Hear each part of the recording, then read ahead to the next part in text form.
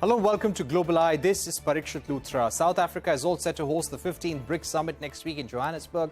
Also the first in-person meeting of the members since the pandemic. Around 40 leaders, including Prime Minister Narendra Modi, Xi Jinping, Cyril Ramaphosa, Lula da Silva of Brazil will attend the summit. Russian President Vladimir Putin will attend virtually due to an arrest warrant issued by the International Criminal Court. The primary focus of this year's BRICS Summit will be on expanding the group's membership. Over 20 countries, including Saudi Arabia, Egypt, have expressed interest in joining BRICS. During a phone call on Thursday, Putin spoke to his Iranian counterpart for the possible inclusion of Iran in the grouping. Another key focus will be on establishing a common currency to curb the rising dominance of the US dollar. To further understand the significance of the summit, we're joined by Ambassador Rajiv Bhatia, Katherine Hadda, chair of the US-India Policy Studies Center at the Center for Strategic Studies, and also joined by strategic affairs expert Brahma Chellaney. Thank you very much for joining us on the program. Katherine, if I may begin with you, how concerned is the US about the possible expansion of the BRICS under China's supervision?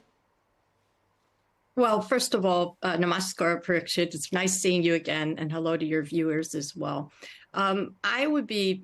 I don't speak for the U.S. government right now, but I would be surprised if we see much of a reaction from the government at all, and I think that's very appropriate. Firstly, it's true that the BRICS, convene as sort of a countermeasure to a U.S., what they perceive as a U.S.-dominated world system, but it really remains a very aspirational organization. And just given the two main policy topics that you raised, the unified currency and expanding membership. As far as I read it, India is really not in favor of a unified currency at this time, largely because, the world has really changed since the BRIC countries first came together 15 years ago. And India, while it continues to be a standard bearer of the global South and very proudly independent in foreign affairs, is also much more concerned about China's role in the region and China's role in the global economy and global political system than it may have been in 2009, given border tensions and other reasons. So, and anything that gives more weight to the yuan, which this would, the Chinese yuan, I think India will continue to oppose. In terms of membership, I think maybe the opposition for India is less strident, but it will take a vetting process to ensure balance in the organization doesn't tilt notably to China. So for those reasons, I think BRICS is seen as kind of aspirational by the United States, and it's much more. If I were advising the government right now, I would say it's much more important for the administration, the Biden administration, to project confidence and optimism as they're doing, for example, with the summit with Japan and South Korea, and as they did with Prime Minister Modi's highly successful state visit to Washington in June. Right. Let me now go across to Brahma Chellaney. Brahma Chellaney, we just heard about a conversation between the President of Iran and Prime Minister Modi, and this is ahead of the BRICS meeting that takes place next week. Iran, of course, is keen on joining BRICS as a grouping. Is India comfortable with the idea of expansion? China and Russia, of course, want an expanded BRICS to counter the dominance of the West, the US and Europe. How comfortable is China with this entire exercise? We've caused for positive discussions, transparent discussions. Well, first, the BRICS is the first major non-Western global initiative, but it has long struggled to build a common identity and agenda. But in the wake of the Ukraine war and the West's weaponization of finance, BRICS is gaining new momentum. Countries are planning to join BRICS, including Western allies like Turkey, Saudi Arabia, and Argentina. They've applied to join BRICS, which is quite a surprise. And then we are seeing this de-dollarizing trend to some extent. And in that context, some have suggested a new shared BRICS currency. The issue is that before you expand an important initiative like BRICS, shouldn't BRICS become a more cohesive initiative? Shouldn't it build common positions so that it represents a unified voice in international forums. If you look at, for example, even in the realm of global financial architecture, the existing BRICS economies have thus far failed to develop a unified position on the specific changes they desire in the global financial architecture or in the IMF's quota and governance system, or even the World Bank's structure.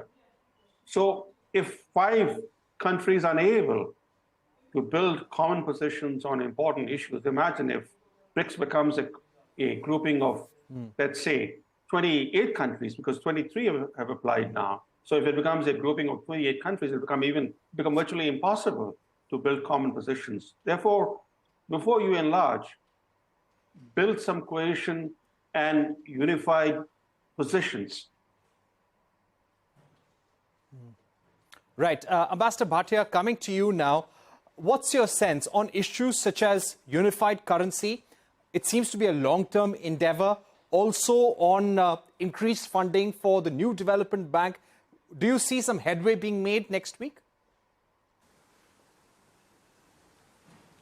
Thank you very much. I think on the issue of currency, I would be quite candid, and I would say that there's been a lot of excitement in the media, but is there accuracy in reporting on this issue? I doubt it. I think this whole concept of a common currency for BRICS or a BRICS currency is completely overstated. There is hardly any possibility of BRICS leadership agreeing on a common currency, because common currency is the end product of a very close and sophisticated financial integration in the economies of the 5 member countries. We are nowhere close to it. What the BRICS governments are trying to do is to use more and more national currencies in their bilateral trade transactions, and that is certainly bound to increase. So we should be very clear in terms of recognizing that while there is growing trends for cooperation in trade, investment, and other financial domains, common BRICS currency is really not on the agenda, as the host government too has been saying again and again and again. That is the basic thing. If you allow me, just very quickly, I also want to touch the expansion issue. There's been great excitement on that. But the fact is that the 5 governments have in principle agreed to expansion. So certainly India is one of the 5 countries. But they are completely, focused on developing a criteria which will really define, the characteristics and features of new members. And right now, as we reach the final phase in the negotiations, my information is they are finalizing the criteria, and therefore we will have to simply wait until the summit leaders meet and declare their decision. Right. Let me go back to Katherine at this point. Katherine, as far as the role of Russia here is concerned, BRICS is one of those groupings apart from SCO where Russia would like to continue having influence. How would the US be watching out for Russia's role over here during BRICS, and what kind of support do you expect President Putin to ask for from China and other nations? Well, you'll have to ask the Russians what President Putin is going to ask for, I think. But what I would say the reaction might be is a cautious reaction. And you can see it not only in South Africa's, lack of an invitation, or that he, I guess, voluntarily bowed out so they wouldn't have the dilemma of having to arrest him because of the ICC warrant, but also the fact that Russia hasn't been able to tap the $100 billion fund because none of the neighbors, other members want to antagonize the global financial system by going against sanctions. So again, there are limits to what this grouping is going to do. I think what your other speaker said is exactly correct. They need to come together cohesively as a grouping first. before this group is expanded in a productive way or can do anything tangible. So what I would expect the outcome for this particular summit will be is more like what happened last year, where there's a nice but somewhat bland statement that's, again, highly aspirational rather than concrete. Right. Ambassador Bhatia, coming to you, when it comes to having the support of China, having the support of Russia just ahead of G20, one of the primary reasons why the Prime Minister has made it a point to travel for BRICS is because he wants to ensure that everyone comes, there is consensus on some of the major issues of our times at the G20. How important will this meeting be for the Prime Minister? And do you think if he meets President Xi Jinping over here, it will be a crucial meeting which sets the tone for the G20 also in a way?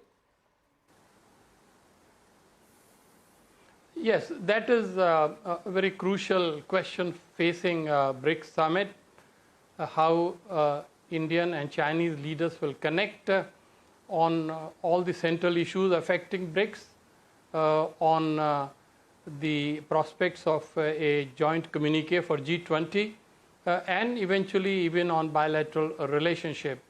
I think it's a positive sign that both our Prime Minister and President of China will be in Johannesburg. They are bound to be opportunities for exchanges, interactions, possibly a bilateral meeting, although that has not yet been confirmed. And at that point, they will, in the same order, focus on bringing convergence on BRICS issues.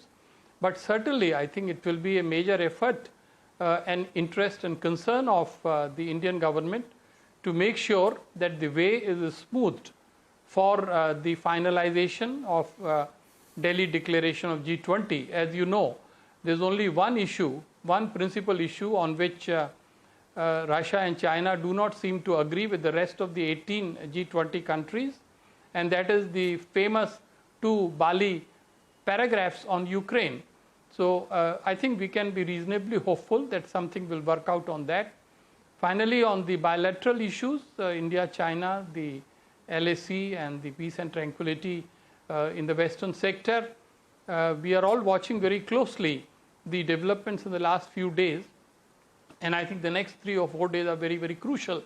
And if you just give me 1 minute, I wanted to also answer the question which I could not in the first instance, and that was the question you asked very professionally, which is the New Development Bank of BRICS. New Development Bank is a major important success of this grouping. It is still not a very big player as compared to the other multilateral development banks, but it is important enough with the overall capital base of $100 billion. And they have already allocated a significant amount of this on various projects. So I feel that we must focus a little bit more how NDB can be recapitalized, that is how its capital expansion can take place. And that is where the question of the expansion of the membership of BRICS comes in as well. So let us see how it works out. All right. We've run out of time, Ambassador Bhatia. We've run out of time, but thank you very much to you, Katherine Hadda and Brahma Chellaney for joining us on the program. We're going to take a short break, but we will request Brahma Chellaney to stay with us because we would be talking about Chinese real estate giant Evergrande filing for bankruptcy, the slowdown in the Chinese economy, and what it means, not just for China, but for the world as well. Don't go anywhere. A special discussion on the other side with our guests.